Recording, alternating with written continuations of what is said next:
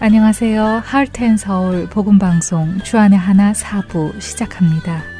주안의 하나 4부는 책 읽는 그리스도인과 은혜의 설교, 성경의 인물들과 사건을 만나는 바이블 드라마가 준비되어 있습니다. 먼저 책 읽는 그리스도인으로 이어집니다.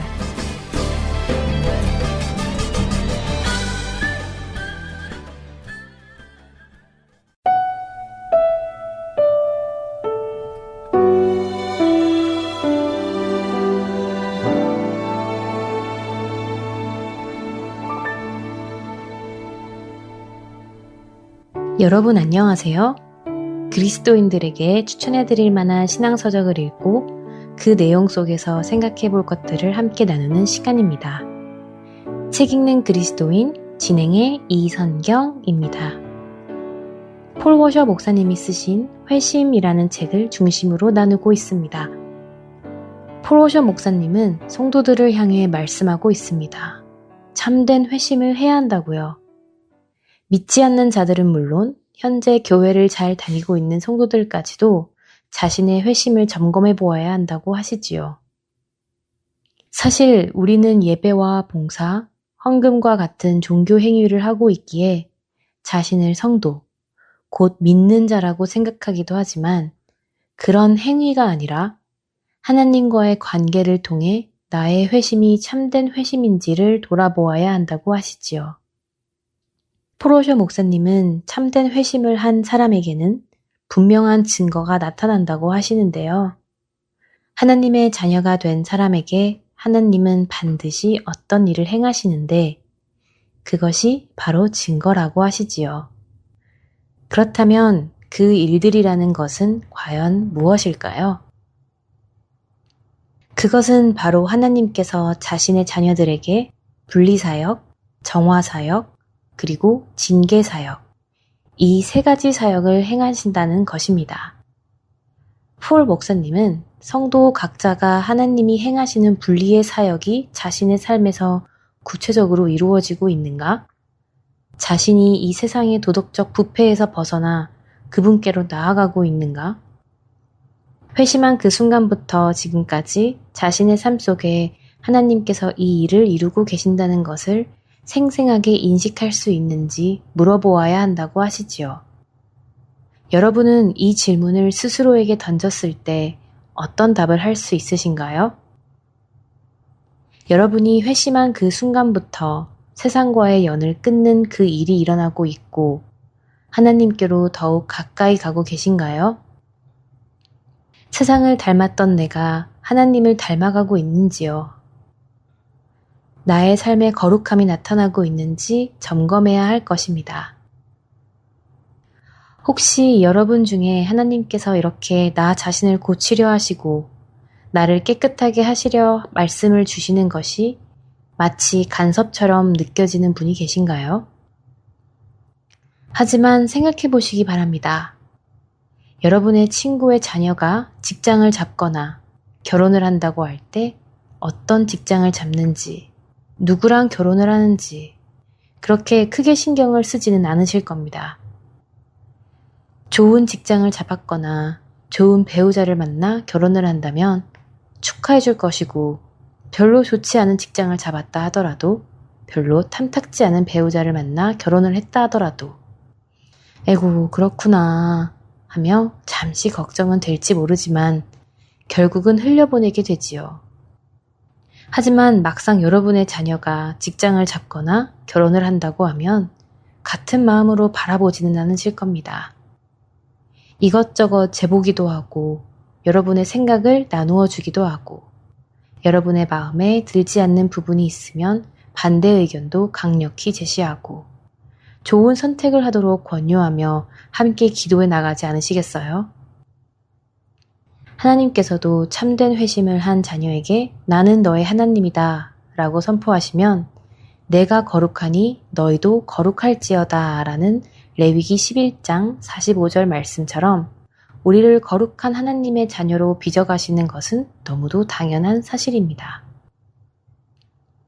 자기 자신이 죄로 얼룩진 죄와 사망의 노예였다는 사실을 아는 사람은 회심과 함께 그 모든 죄로부터 씻음받기를 간절히 소망할 것입니다.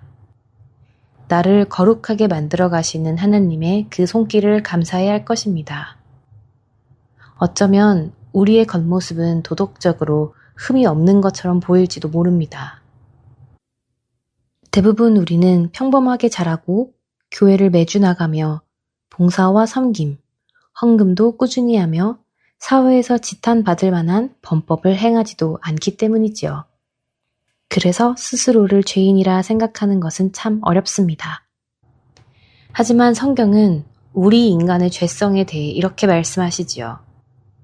입에서 나오는 것들은 마음에서 나오나니 이것이야말로 사람을 더럽게 하느니라.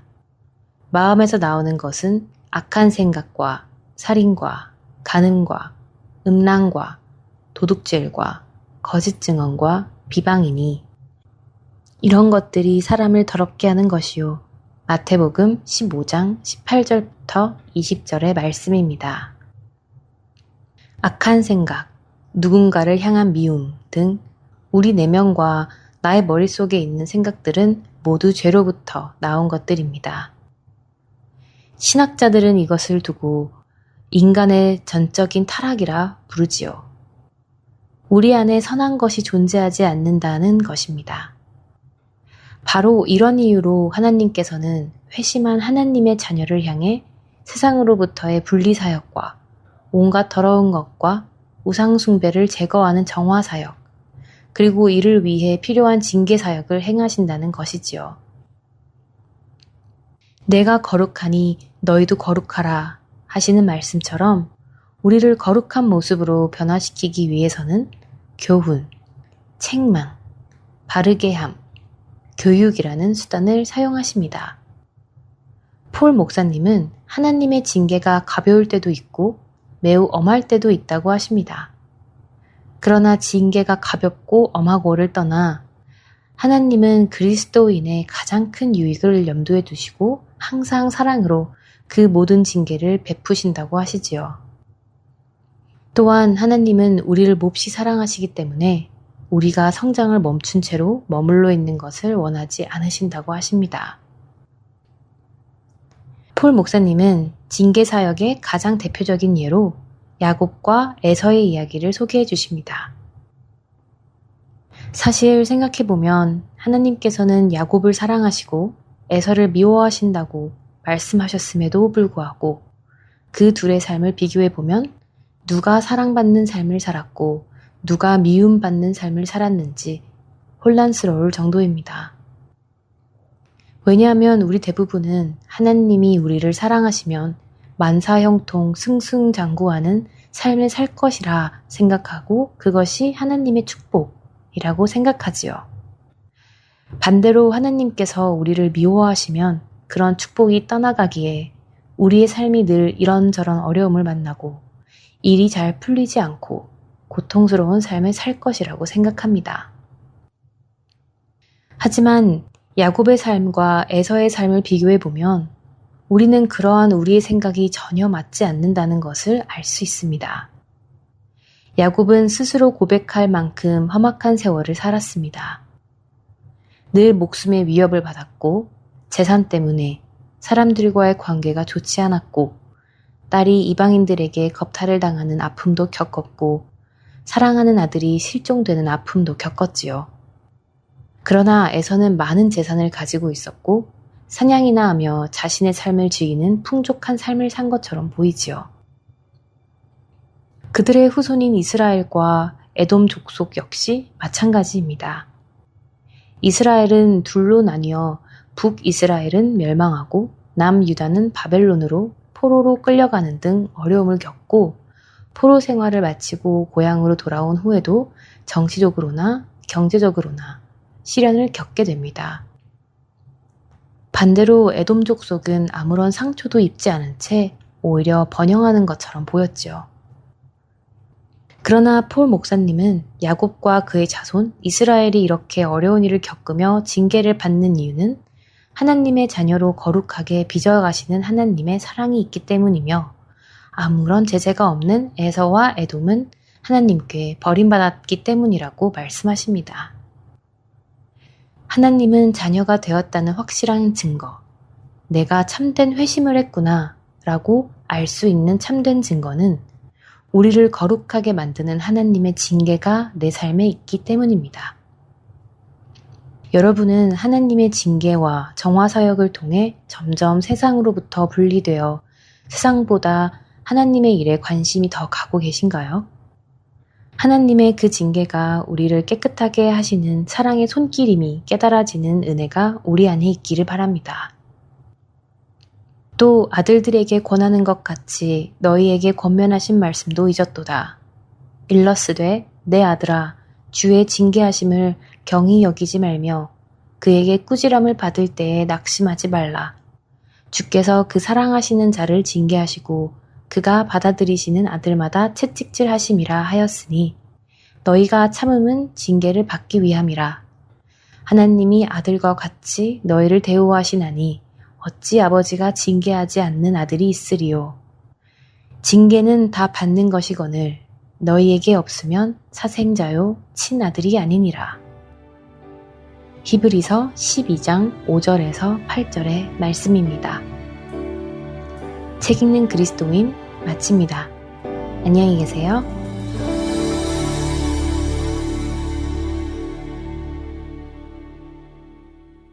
하나, 둘, 셋, 넷. 하나님이 우리에게 고난의 시간을 보내게 하신 이유는 뭘까? 믿음의 확실함이 불로 연단할 금보다 더 귀한 걸 알게 하시기 위해서 고난은 금을 만드는 시간 정금으로 빚어질 믿음의 세계 세상에 어떠한 두려움 속에도 오직 하나님의 뜻을 발견하는 것 하나님이 우리에게 고난의 시간을 보내게 하신 이유는 뭘까?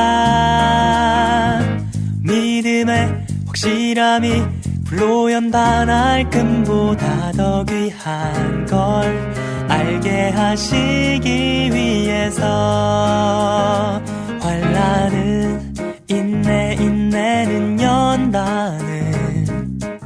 연단은 소망으로 이루어 가시고 세상에 어떠한 유혹 속에도 절대 흔들리지 않고 주 바라보는 것 하나님이 우리에게 고난의 시간을 보내게 하신 이유는 뭘까? 믿음의 확실함이 불로 연단할 금보다 더 귀한 걸 알게 하시기 위해서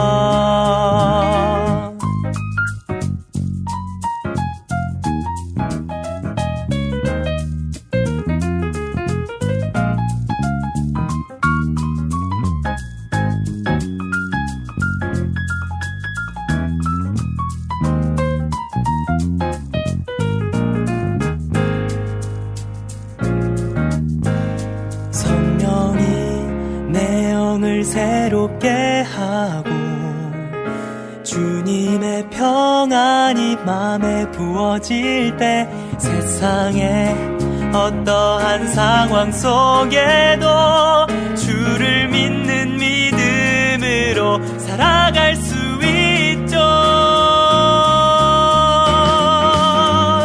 하나님이 우리에게 고난의 시간을 보내게 하신 이유는 뭘까? 믿음의 확실함이 불로 연단할 금보다 더 귀한 걸 가장 귀한 걸 가장 더 귀한 걸 알게 하시기 위해서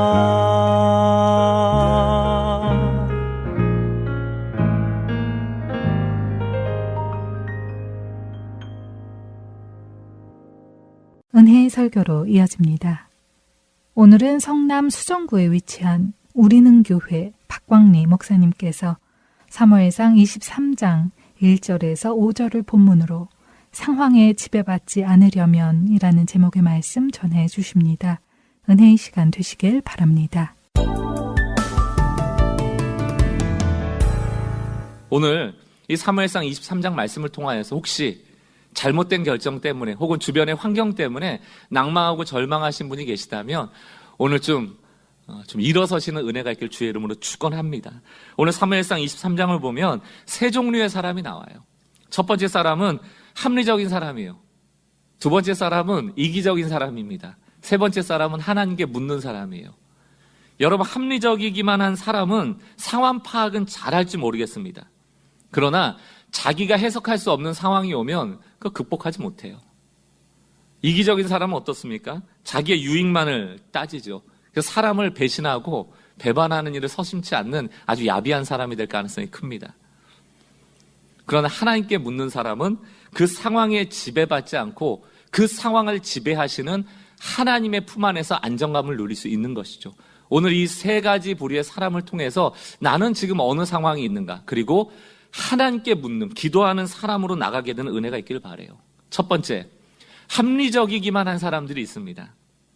합리적이기만 한 사람들. 오늘 이 사무엘상 23장의 배경을 보면 다윗이 사울 왕에게 쫓겨다니는 상황이에요. 하나님이 다윗에게 은혜를 베푸셔가지고 블레셋의 장수였던 골리앗을 이기게 하지 않습니까? 근데 골리앗을 이겼다는 이유만으로 그 당시 이스라엘의 왕이었던 사울 왕에게 미움을 받고 지금 쫓겨나는 상황이에요.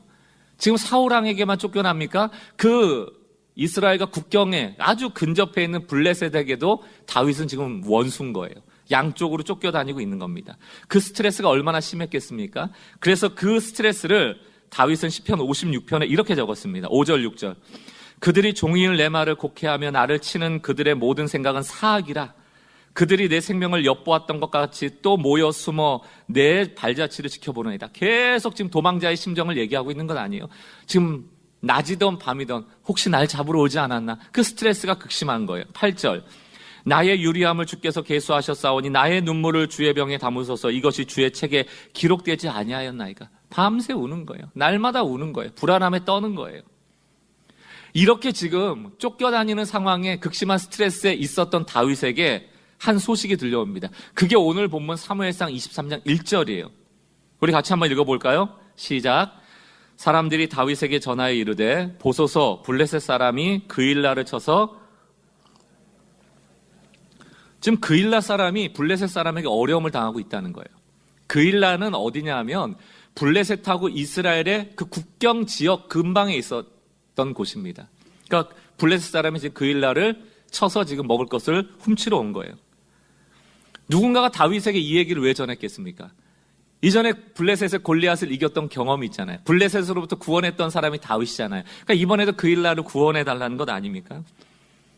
여러분들 한번 질문해 볼게요. 여러분이 다윗이라고 생각해 봅시다. 지금 사울 왕에게 블레셋에게 원수가 되어서 쫓겨나고 있는 상황이에요. 지금 도망자의 신세예요. 내 코가 석자인데 지금 그일라를 도와야 될 상황에서 이 중에 누가 선뜻 그일라를 도우러 나서겠습니까? 그리고 사실 그 당시 이스라엘의 왕이 누구예요? 사울 왕 아닙니까? 그일라라는 이스라엘의 한 지역이 블레셋의 침공을 받고 있다면 누가 도와줘야 되는 거예요? 사울 왕이 도와줘야 되잖아요. 그런데 사울 왕은 지금 다윗을 잡기에 혈안이 돼 있고 나라 걱정은 지금 안 하고 있는 겁니다. 하나님의 뜻이 어디 있는지는 생각도 안 하고 있어요. 그러니 그일라를 도울 사람은 다윗밖에 없다. 다윗에게 얘기를 하고 있는 거예요. 이 소식을 다윗과 함께 들었던 사람이 있어요. 이 굉장히 합리적인 사람들입니다. 이성적이고 굉장히 논리적이에요. 그 사람들이 3절에 그 상황을 듣고 이렇게 얘기합니다. 세 번역으로 읽어볼게요.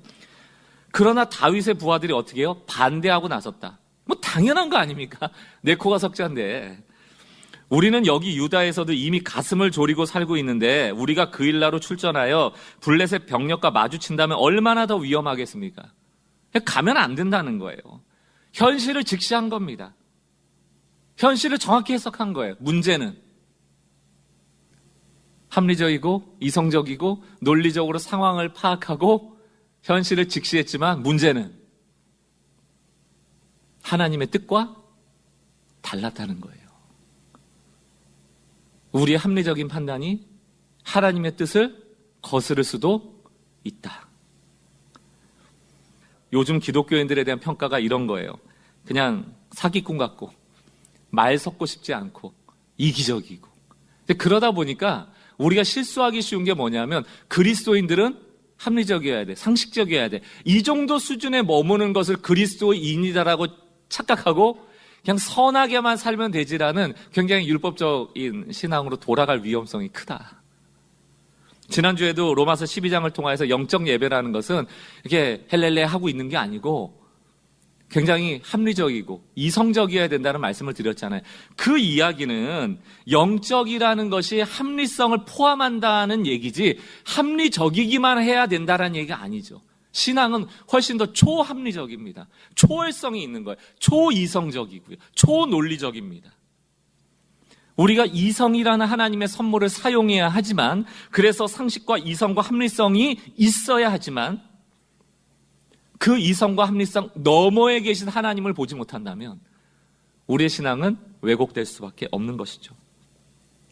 오늘 다윗과 함께 했던 사람들이 그런 사람이에요. 합리적이긴 했지만 하나님의 뜻과는 다른 생각을 했습니다. 우리 사도행전을 보면 사도 바울이 예루살렘으로 돌아가려고 하니까 주변에서 환상을 봤다고 얘기하지 않습니까? 사도 바울 선생님, 예루살렘에 가면 포박당해요. 잡힙니다. 이런 환상을 보여줬어요. 그리고 나서 많은 사람들이 어떤 결정을 내립니까? 잡히니까 합리적으로 생각하면 가야 돼요, 안 가야 돼요? 가지 않아야 되죠. 그래서 환상을 보니까, 꿈을 보니까 포박당하는 걸 보니 바울 선생님 가면 안 됩니다. 가면 안 됩니다. 라고 얘기할 때 사도 바울이 뭐라고 얘기해요? 잡히러 가는 거다. 잡히러 가는 거다. 이 일을 통해서 로마까지 복음이 전파되기를 원한다. 그리고 가는 거 아니에요?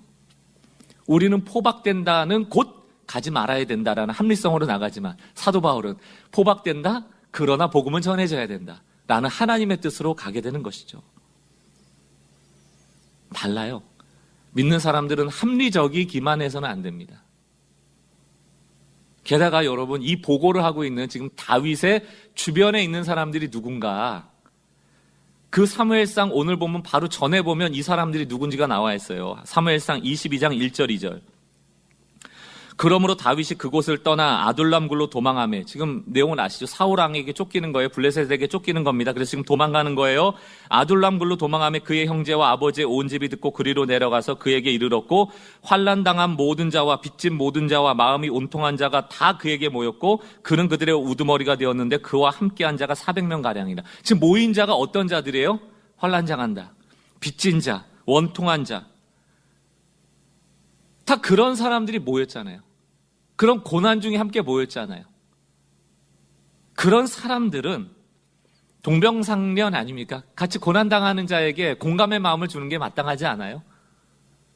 그러나 합리성을 따지다 보니까 첫 번째는 하나님의 뜻을 놓치게 될 위험이 있을 뿐만 아니고 두 번째는 뭡니까? 차가운 사람이 되더라는 거예요. 차가운 사람.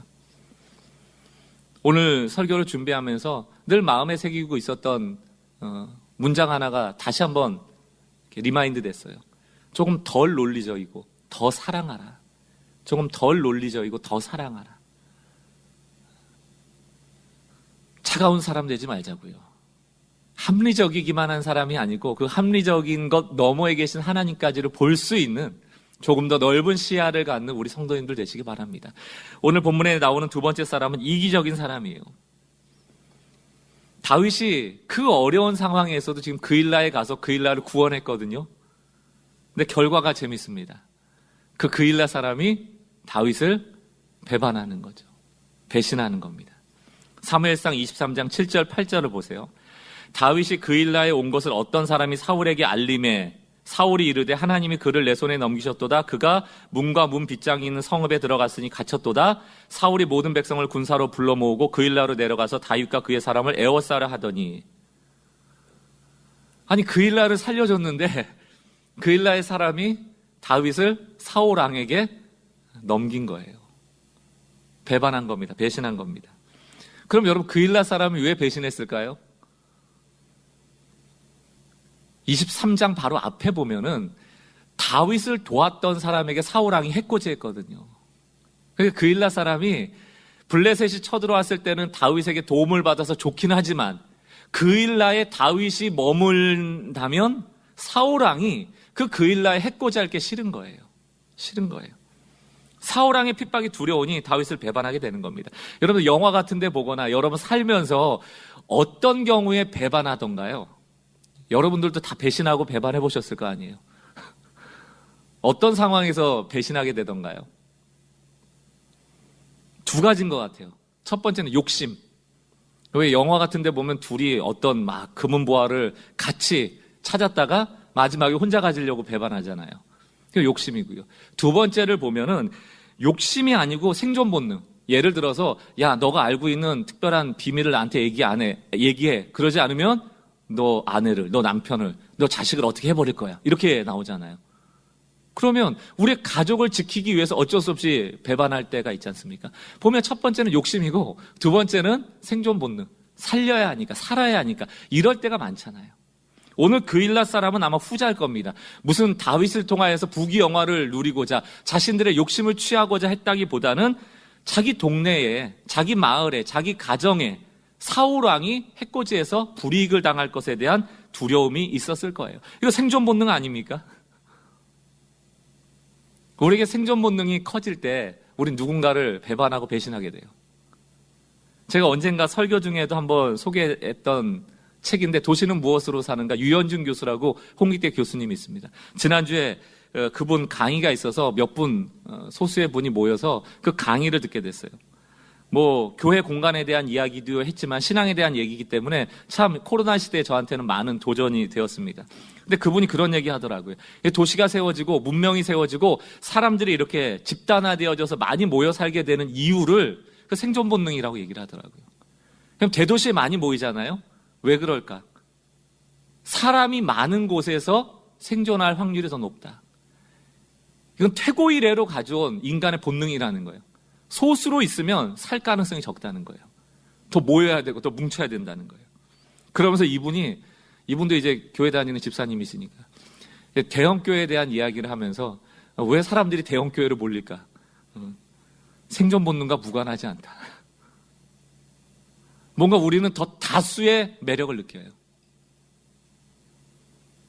근데 신앙이 여러분 우리 생존 본능을 극대화하려고 하는 건 아니잖아요. 어떤 개척교회 목사님 얘기가 생각이 나더라고요. 개척교회를 했는데 뭐 아시는 분이 그러더래요. 그냥 조용히 그 교회 안 가시면 되는데 꼭 그 입이 문제라. 그 목사님이 개척한다고 하니까 이분이 가셔가지고 목사님 그 축하는 드리는데 기도는 할 텐데 저는 그 개척교회는 못 갑니다. 목사님 같이 가서 도와드리진 못해요. 그래서 누가 뭐 도와달라고 한 것도 아닌데 그분 스스로 그런 얘기를 하시면서 그 뒤에 가지 못하는 이유를 설명한 게 뭐냐면 개척교회 가면 힘들다고. 힘들 거 아닙니까? 사람이 적으니까. 나눠서 하면 좋을 일도 본인이 많이 해야 되니까 힘든 거 아니에요? 그런데 이제 이분이 그 말이 좀 속상했나 봐요. 그분의 페이스북에 이 얘기를 쭉 적으면서 그 마지막에 그런 얘기를 적었더라고요. 근데 이 집사님이 그 얘기를 한 그 내용을 들으면서 이분은 예수님의 제자가 되긴 힘들겠구나 그런 생각을 했대요. 예수님은 몇 명하고 목회하셨어요? 12명. 12명.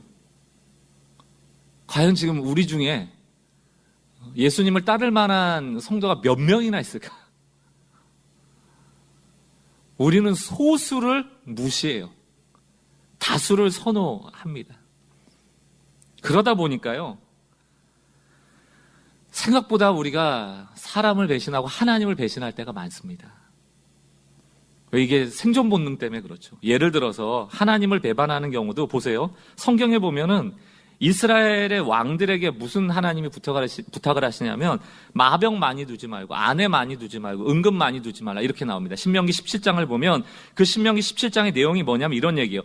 너희가 가나안에 들어가면은 틀림없이 주변 국가처럼 왕을 요구하게 될 거다. 하나님이 왕이지만 사람 왕을 요구하게 될 텐데 그 하나님 원하시는 건 아니지만 너희가 원하니까 주긴 줄 텐데 조건이 있어. 하나님이 택한 자를 세워야 되고 그 하나님이 택한 왕은 첫 번째, 마병을 많이 두지 말고, 두 번째, 아내를 많이 두지 말고. 아내를 많이 두지 말라는 건 뭡니까? 동맹 맺지 말라는 얘기예요.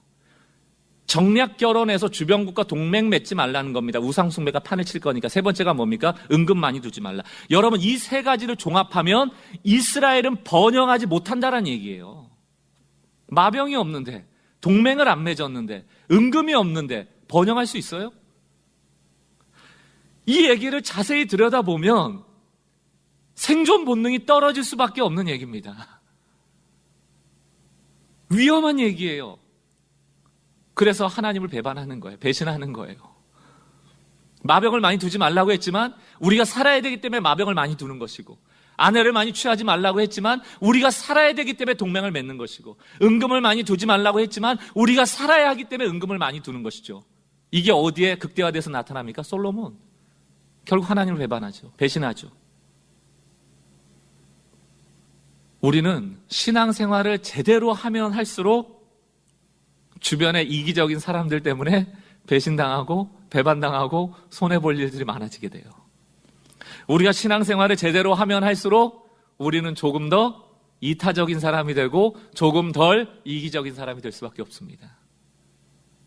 성경을 보면 이스라엘이 번영할 때마다 하나님을 배신했어요. 그들이 번영할 때마다 우상숭배가 판쳤습니다. 결국 나의 생존 본능 때문에 하나님을 배반하지 않는 존재가 되려면 그 번영을 포기하고 하나님을 붙잡을 수 있는 레디컬한, 굉장히 극단적인 신앙이 우리에게 요구된다는 것이죠. 이 중에 이기적이지 않은 사람은 아무도 없습니다. 그러나 우리의 신앙을 통하여서 이기심을 억누르고 이타적인 존재가 되도록 나는 날마다 죽노라를 외치면서 하루하루 살아가야 되는 것이죠. 두 가지 부류의 사람을 봤어요. 첫 번째는 합리적이기만 한 사람, 두 번째는 이기적인 사람. 세 번째 사람이 나옵니다. 세 번째 사람은 바로 우리가 본받아야 될 하나님께 묻는 사람이죠. 기도하는 사람입니다.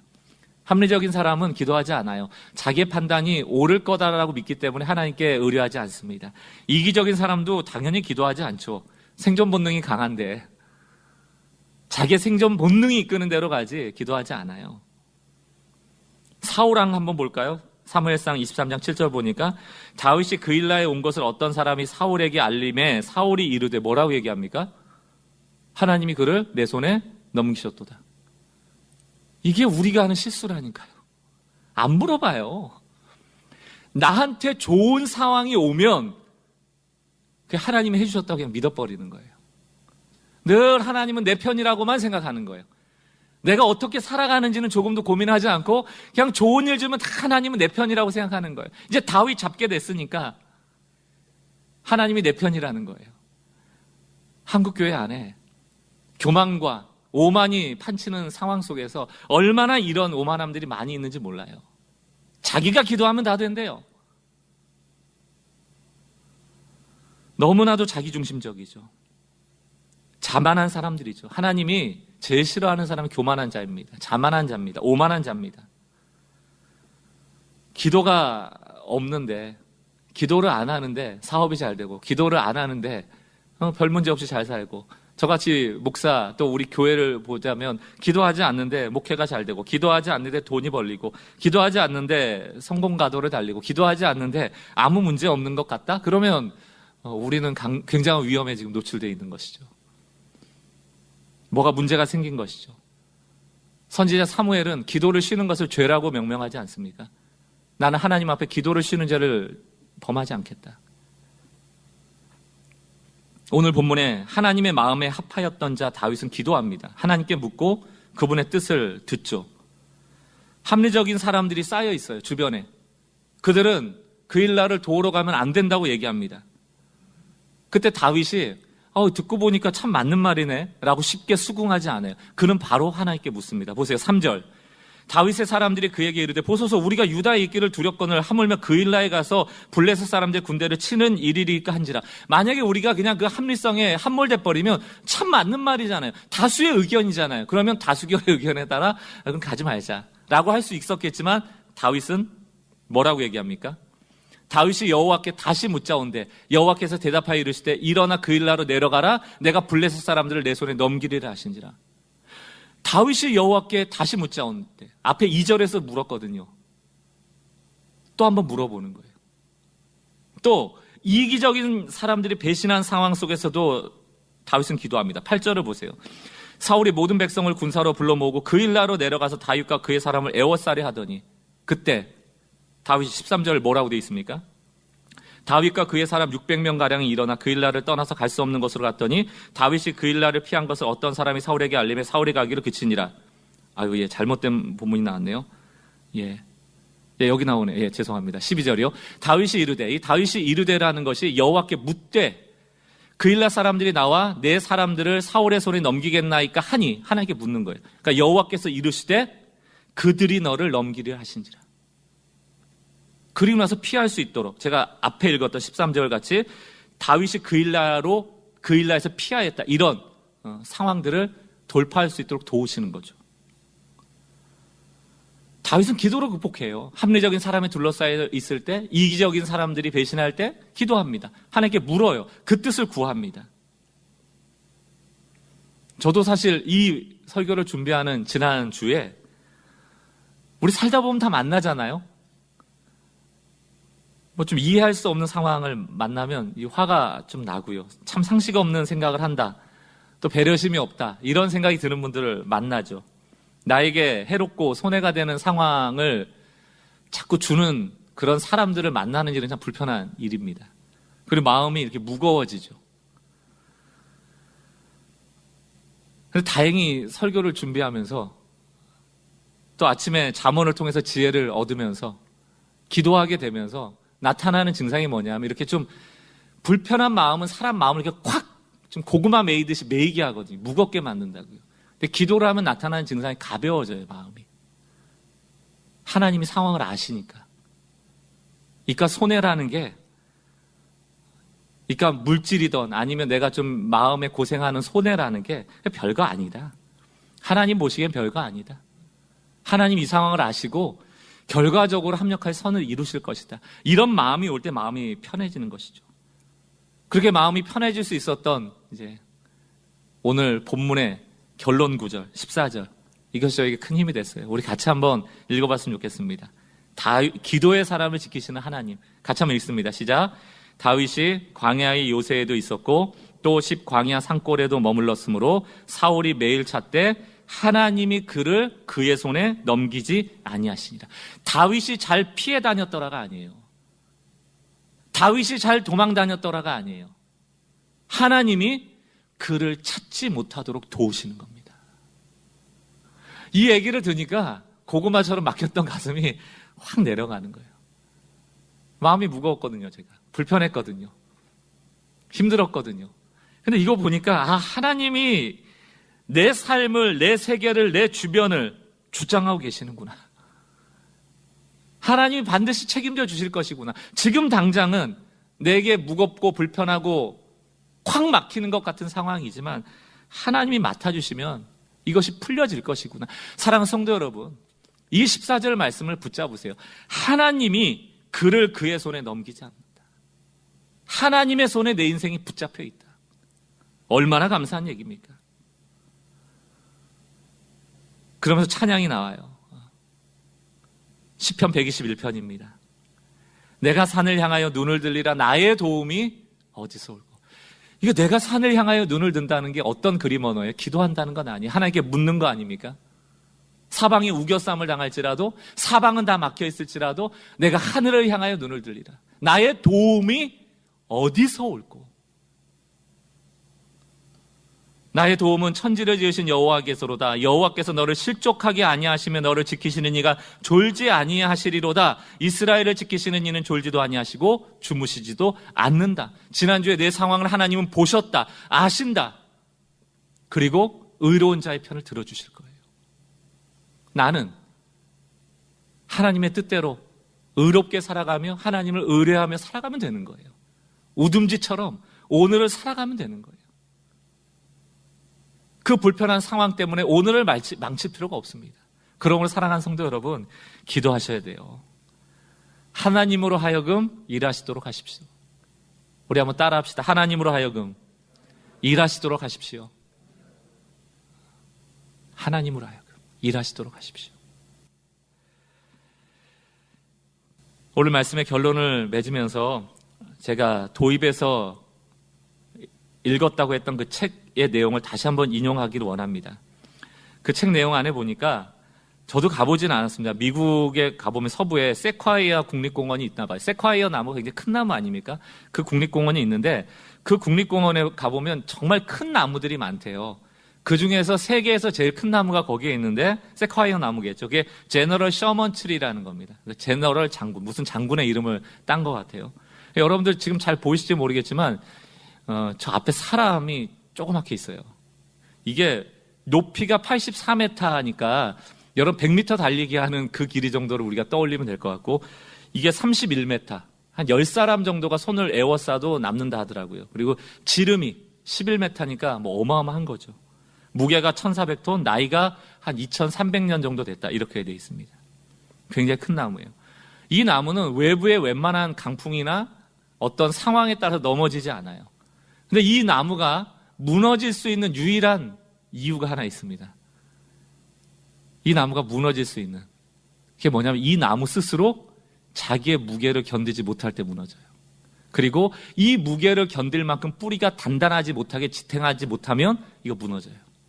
그러니까 결국 이 나무의 생사는 누구에게 달려있는가? 자신에게 달려있고, 특별히 어디에?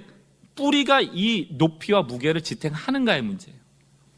그래서 여러분, 나무들은 이 씨를 뿌리고 나서 한 20-30m 높은 나무로 올라가는 나무의 경우는 특히 이 뿌리 내리는데 오랜 시간을 투자한다고 얘기를 합니다.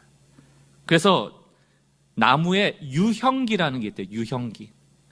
이 유형기라는 게 뭔가 찾아봤더니 뿌리에 온 힘을 쏟는 나무의 어린 시절을 말한대요. 바깥 상황과 상관없이 물줄기를 찾아 뿌리로만 내려가는 시기. 그거를 나무의 근성을 갖추는 시기다, 이런 거. 근성. 그러니까 그 나무가 커졌을 때 내가 이거 지탱할 거야, 이런 좀 근성이 있잖아요. 이 근성이 얼마나 강한가에 따라서 그 나무가 생존할 확률이 높아지는 거죠. 이 유형기 때는요, 바깥 상황과 상관없이 오로지 자기 자신과의 싸우는 시기래요. 왜냐하면 밖에 얼마나 햇볕이 풍부합니까? 아까 우듬지 얘기도 드렸지만 막 위로 뻗어 올라가고 싶은 거예요. 햇볕을 보면. 그것도 본능 아닙니까? 막 햇볕을 더 보고 싶은 거예요. 근데 그때를 참아내야 된다는 거예요. 바깥에 아무리 따뜻한 햇볕이 있더라도 이 나무는 한 5년 정도 유형기 동안 끊임없이 물줄기를 찾아서 밑으로 뿌리를 내려야 된다는 겁니다. 그때 뿌리를 찾아가지 않고 겁먹들어서 그 우듬지가 햇볕을 향해 올라가 버리면 그 순간은 올라가는 것처럼 보일지 몰라도 그 무게를 견디지 못하고 그 나무를 지탱하지 못하고 그 나무는 쓰러져 버린다는 거예요. 나무의 근성을 갖추는 시기예요. 제가 이걸 보면서 우리의 신앙을 좀 돌아볼 필요가 있겠다. 우리에게 특히 이제 한국교회 같은 경우에는 이 유형기를 잘 안 주는 것 같아요. 교회가. 그냥 등록하면 어서 오세요 하고 막 봉사시키고 어디 배치하고 이러다 보니까 신앙생활에 있어서 뿌리를 내리는, 그 복음에 좀 충분히 뿌리를 내린 이후에 세상 속에 나가서 하나님의 선교를 꿈꾸면서 전도할 수 있는 사람으로 만드는 게 아니고 다 그냥 교회 안에 머물러서 교회 사람 만드는 데만 온통 힘을 쏟다 보니까 뿌리 없이 그냥 키만 커진 거예요. 언제 쓰러질지 모르는 그런 나무 같아 보입니다. 자기 스스로 자기의 신앙을 유지하고 지켜낼 힘이 없으니까.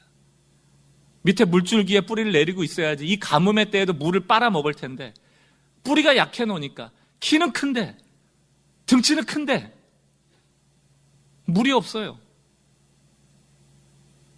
주변의 상황은 훨씬 더 열악해지고 어려운 이 순간에 나를 배신하고 배반하는 사람들이 있고 합리적인 것들을 요구하면서 그리스도인들은 착하게 살아야 돼라는 정도의 신앙으로 우리의 신앙을 폄하하려고 할 때 과연 우리가 무엇해야 되는가? 우리 신앙에 뿌리를 내려야 된다. 그 뿌리라는 게 뭐예요? 저는 그 뿌리를 내리지 않고 자꾸 위로만 올라가려는 많은 신앙인들을 봅니다. 이 설교 저 설교 찾아가고 좀 뭐 특별한 게 없나 찾아가고. 요즘 여러분 유튜브 보십시오. 유튜브 보지 마세요. 예, 유튜브 보지 마세요. 괜히 또 얘기하면 제가 봤을 때 엉망이에요, 엉망. 듣지 말아야 될 곳, 보지 말아야 될 곳에 가서 수많은 사람들이 기웃대는 것이 조회수로 나오잖아요. 도대체 여기를 왜 와 있을까? 이걸 왜 듣고 있고 이걸 왜 보고 있을까? 그냥 위로만 커지고 싶은 거예요. 화려해지고 싶은 거예요. 괜찮은 사람 척하고 싶은 거예요. 뿌리는 없는데, 금방 말라 죽게 생겼는데 그럼 뿌리를 내리세요. 그게 뭡니까? 말씀 보는 거예요. 기도하는 거예요. 이 기본기가 없이 방언을 찾아다니고 예언을 찾아다니고 치유를 찾아다니고 이런 기도와 말씀의 뿌리 없이 종말을 찾아다니고 이단에 휩쓸려 다니고 너무 불행해지는 거죠. 우리 사랑하는 성도 여러분, 뿌리를 더 깊이 내리세요. 이런 좋은 시점에, 하나님과 마주할 수 있는 좋은 기회에 구파파로 말씀 한 장씩 읽는 거, 그거 못하는 게 우리잖아요. 무슨 상황이 있을 때마다 좀 나의 합리성이 있지만, 나의 계획이 있지만, 나의 논리가 있지만 그럼에도 불구하고 하나님께 한번 물어보는 것. 속상할 때마다 그냥 입을 뒤집어 쓰는 게 아니고 하나님 아시죠라고 한번 하나님께 다가가는 것. 이게 안 되는데 어떻게 우리가 생존할 수 있습니까? 사랑하는 성도 여러분, 오늘부터라도 다시 나무의 유형기처럼 우리 신앙의 유형기를 시작하셔도 늦지 않아요. 우리 남은 인생을 뿌리 없이 그럴듯하게 살아가는 것보다는 비록 사람들에게 보이기에는 몇 센치밖에 안 되는 짤뚱한 몽당한 나무 같아 보일지라도 그 나무에 뿌리를 내리고 언젠가는 그 뿌리에 줄기가 자라고 꽃이 피고 열매가 되어져서 나무다워지는 그날을 꿈꾸는 것이 훨씬 더 낫습니다. 늦었다고 생각할 때가 가장 빠를 때입니다. 우리 사랑하는 성도 여러분, 기도와 말씀으로 나가셔서 매일 날마다 하나님의 말씀을 먹고 하나님이 주시는 인도하심에 따라 승리하시는 주의 백성들 되시기를 주의 이름으로 축원합니다. 스스로에게 이렇게 얘기해 봅시다. 나는 기도하는 사람이 될 것이다. 예, 기도하는 사람이 될 것이다. 하나님의 음성을 듣고 한 주간 승리하시는 여러분 되시길 주의 이름으로 축원합니다.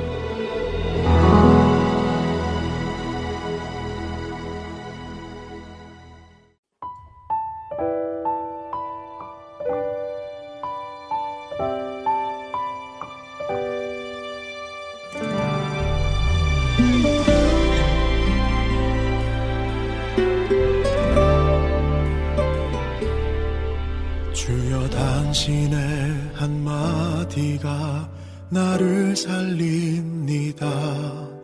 세상 어떤 위로보다 내겐 간절합니다.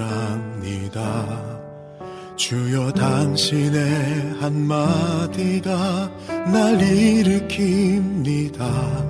넘어진 나를 붙들어 다시 세우십니다. 오늘도 주 앞에 나와 내 귀를 엽니다. 내게 말씀하셔서 나를 새롭게 하소서.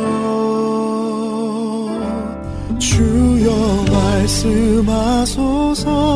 내가 듣겠나이다. 나의 귀를 들이니 주의 눈을 주소서. 주여 말씀하시니 내가 걷겠나이다. 주의 눈으로 나의 가야 할 길 보게 하소서.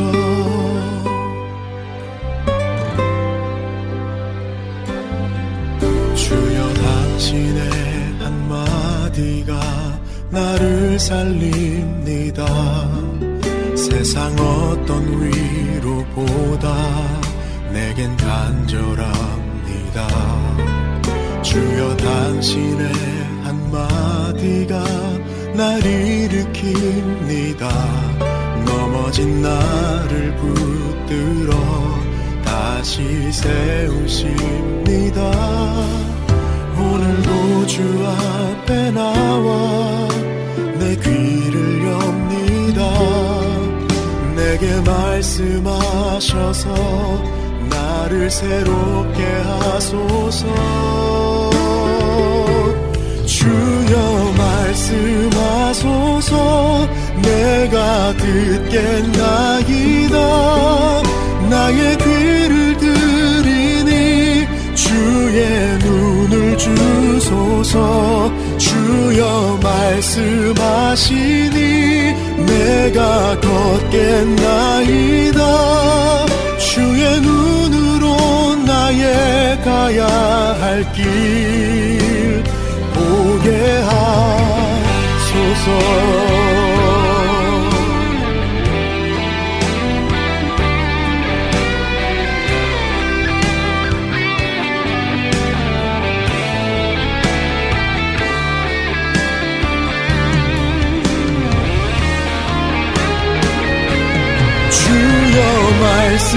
말씀하소서.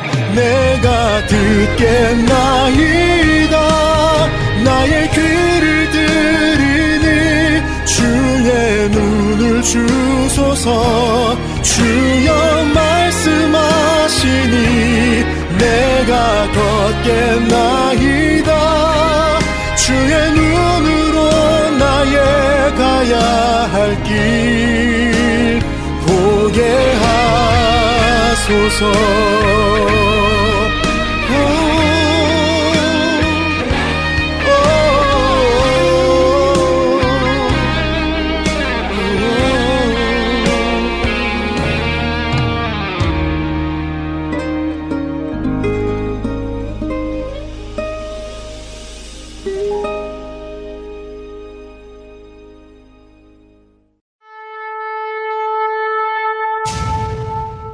근신하라, 깨어라.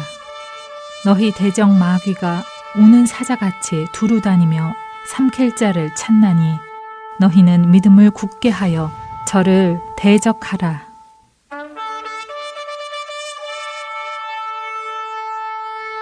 세상은 점점 어둠 속으로 들어갑니다. 자다가 깰 때가 됐습니다. 할텐 서울 복음방송은 잠자는 우리의 영혼을 깨웁니다. 이 사역을 위해 여러분의 기도와 후원이 필요합니다. 이 사역에 동역하고자 하시는 분들은 할텐 서울 복음선교회 전화 602-866-8999번이나 카카오톡으로 연락 주시기 바랍니다.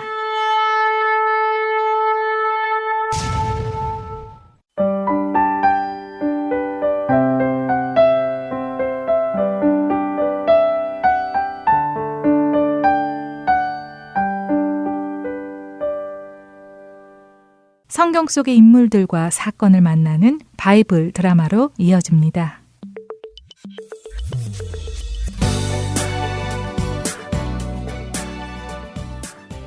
애청자 여러분 안녕하세요. 바이블 드라마 열왕기편 진행의 박윤규입니다. 7년 6개월간 정성을 들여 하나님의 성전을 지은 솔로몬은 하나님께 감사와 찬송 그리고 간구의 기도를 드렸습니다. 기도를 마친 솔로몬은 일어나서 백성을 향해 축복하며 외칩니다. 여호와를 찬송할지로다. 우리 하나님은 약속하신 모든 것을 하나도 잊지 않으시고 모두 이루어주시는 분입니다. 우리 하나님께서 우리 조상을 버리지 않으신 것 같이 우리도 버리지 않으시기를 원합니다. 하나님의 사랑하시는 이스라엘 백성 여러분, 세상 모든 만민에게 참된 신은 오직 우리 여호와 하나님 외에는 계시지 않다는 것을 알게 합시다. 우리가 전심으로 우리 하나님을 섬기고 그의 법도와 계명을 지킴으로 우리 하나님의 영광을 만방에 드러냅시다.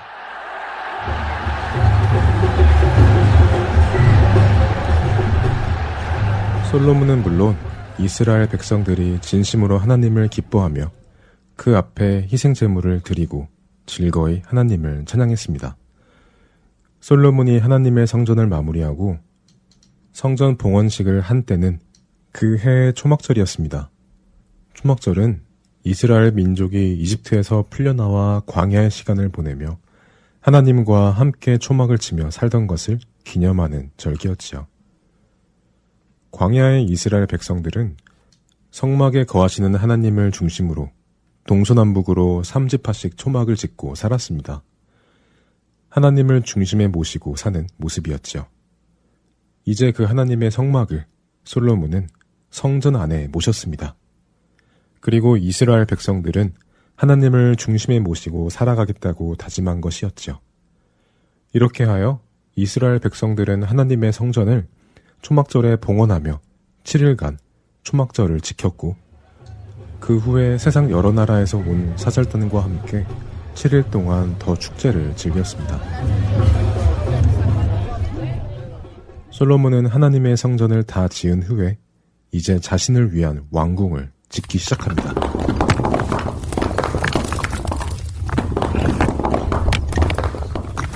그런데 왕궁을 짓는 시간은 하나님의 성전을 짓는 시간보다 거의 2배에 달하는 13년이라는 세월 동안 짓지요.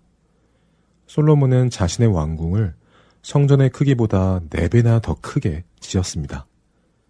물론 왕궁에 사는 사람들이 더 많았기 때문에 왕궁을 더 크게 지어야 했는지도 모릅니다. 하지만 성경은 그의 그런 모습을 긍정적으로 평가하지는 않습니다. 그렇게 솔로몬이 자신의 궁전을 다 지은 후에 하나님께서 솔로몬에게 임하셔서는 말씀하십니다.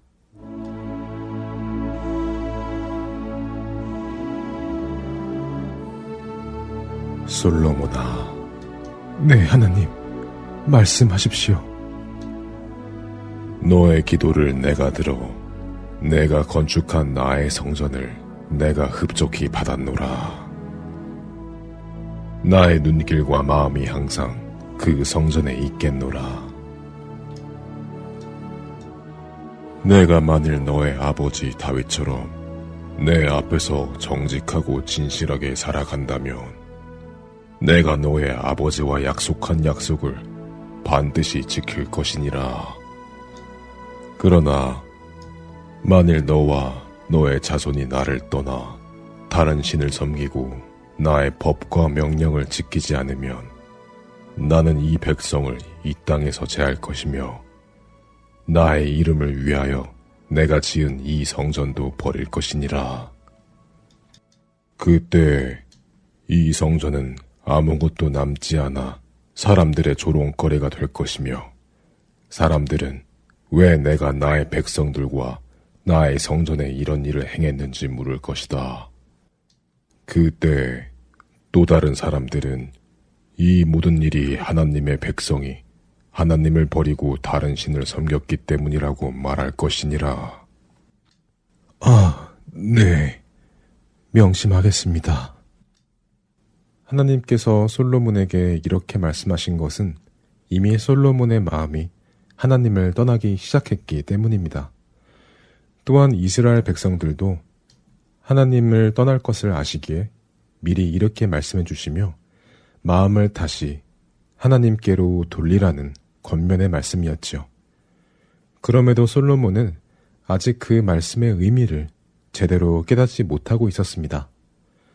솔로몬의 마음이 처음과 달리 하나님을 떠나기 시작했습니다. 비록 그는 잘 모르고 있었지만 그의 마음이 정의와 공의에서 아주 조금씩 떠나기 시작했지요. 그런 그의 모습이 나타나는 사건이 생깁니다. 솔로몬 왕은 자신이 하나님의 성전과 왕궁을 짓도록 백향목과 잣나무는 물론 많은 인부들까지 보내주어 도움을 주었고 특별히 성전과 왕궁을 장식할 많은 금을 보내준 두로의 히람 왕의 값을 치러야 했습니다. 그런데 솔로몬은 그 값을 돈으로 치르지 않고 이스라엘 갈릴리 지역에 있는 20개의 성읍을 돈 대신에 히람 왕에게 주었지요. 더군다나 솔로몬이 히람 왕에게 가지라고 준 성읍들은 그리 좋은 땅이 아닌 쓸모없는 땅이었지요. 그는 자신을 도와준 히람 왕의 호의에 좋지 않은 것으로 갚아준 것입니다. 더 나아가 아무리 좋지 않은 땅이라 하더라도 하나님께서 이스라엘 백성에게 주신 땅을 이방 민족에게 주는 것은 더욱 잘못된 일이었습니다. 솔로몬은 하나님의 마음도 헤아리지 못했고 자신에게 호의를 베푼 사람에게도 잘 대해주지 않았습니다. 솔로몬으로부터 그 땅을 받은 히람 역시 기분이 좋지 않았습니다. 아니, 뭐라고? 솔로몬 왕이 내게 선물로 보내준 성읍이 갈릴리의 산지에 있는 쓸모없는 성읍들이라고. 이수 솔로몬, 사람이 화장실 갈 때 다르고 나올 때 다르다더니 이제 성전도 짓고 왕궁도 다 지었다고 나한테 이런 쓰레기 같은 땅을 선물이랍시고 주는 것인가? 이거 정말 괘씸하군. 내가 솔로몬을 믿고 그의 아버지 다윗을 존경해서 은혜를 베풀었는데 나를 이런 식으로 모욕을 하다니 상종 못할 사람이군. 솔로몬이 서서히 옳지 않은 길로 들어서고 있습니다. 바이블 드라마 열왕기 편 다음 시간에 뵙겠습니다. 안녕히 계세요.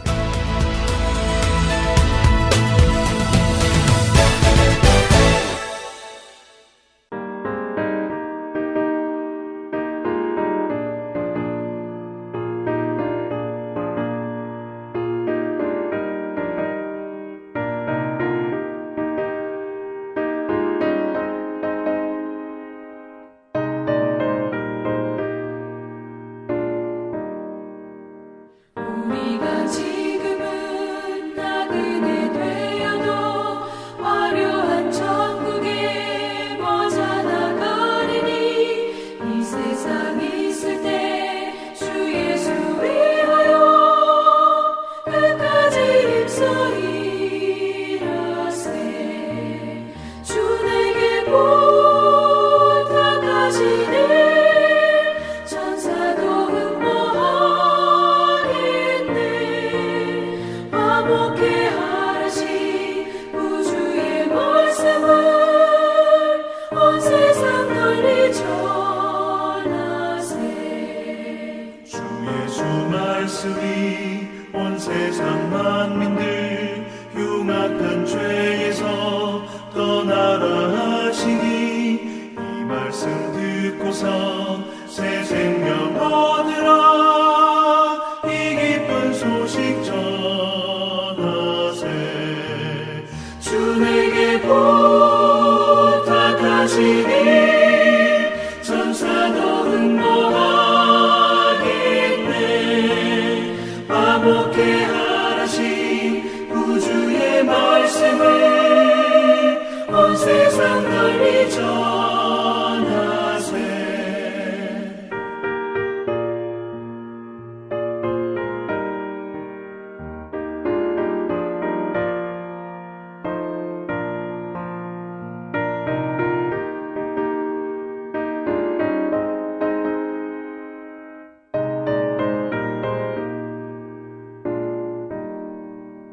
영생의 복락과 천국에 갈 길을 만백성 알도록 나가서 전하세. 주 예수 말씀이 이 복음 전하라.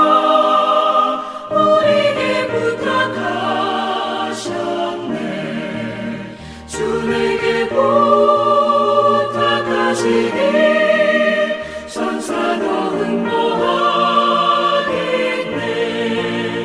화목해 하라시 우주의 말씀을 온 세상 널리 전하세.